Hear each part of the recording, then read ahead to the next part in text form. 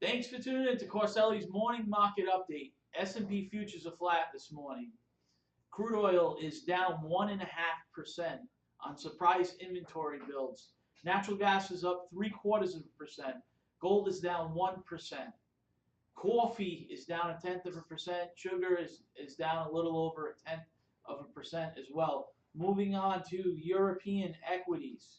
Let's take a peek at how European equities are trading this morning. Um, they're in the green.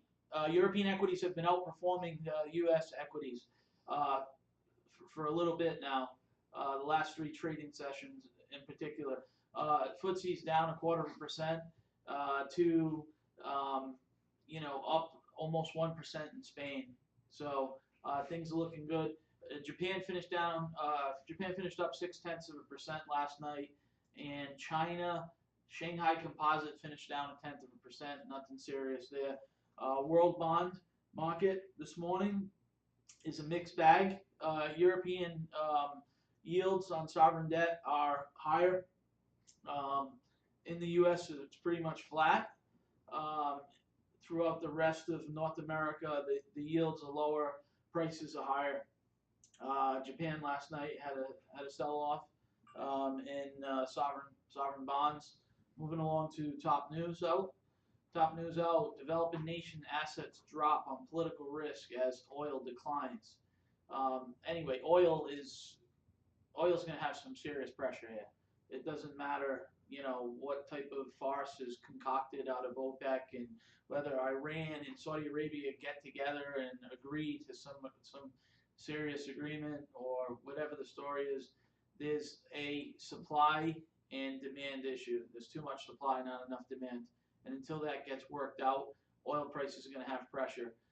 Secondly, is we have talks of an interest rate hike in the U.S. And while the interest rate differential is not very, very meaningful, the fact that the Treasury curve is already flattening based on anticipating a rate increase, it's showing a slowing economy. So if the U.S. isn't going to be using as much oil because of slower growth, then one would have to conclude there won't be a lot of demand.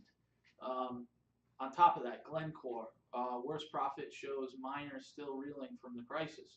Glencore's been reducing debt. It's down about $8 or $9 billion since the start of the year. They're doing the best they can to deal with the very difficult basic material sector. Copper prices not doing well. Dr. Copper down to 210 a contract over here in New York. It's down 0.7% today. It's more of the same story. In September of 2015, we picked up some Glencore. We took that thing on a couple of nice rides up, but Glencore's down big today. It's a story where they have to retire debt, they have to raise assets, they have to raise their liquidity, they have to focus on their core businesses and divest some of the stuff that where they got outside their knitting. It is still a great company, and hopefully the slump in commodities won't persist for too much longer, and Glencore will stay at the level it was when we recommended it back in 2015, when it was much lower than it is today.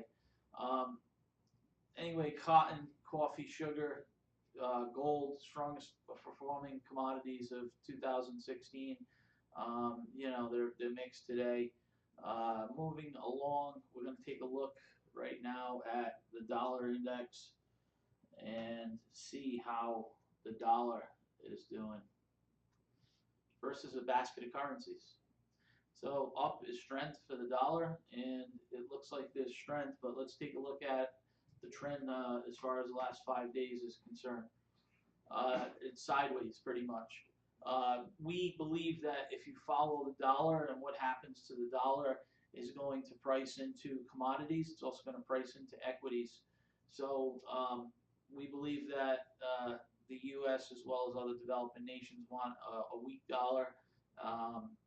That's actually very stabilizing in the interim, as opposed to a strengthening dollar versus the major currencies.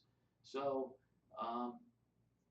higher oil prices, weaker dollar, higher equity prices, more potential for inflation, et cetera, et cetera.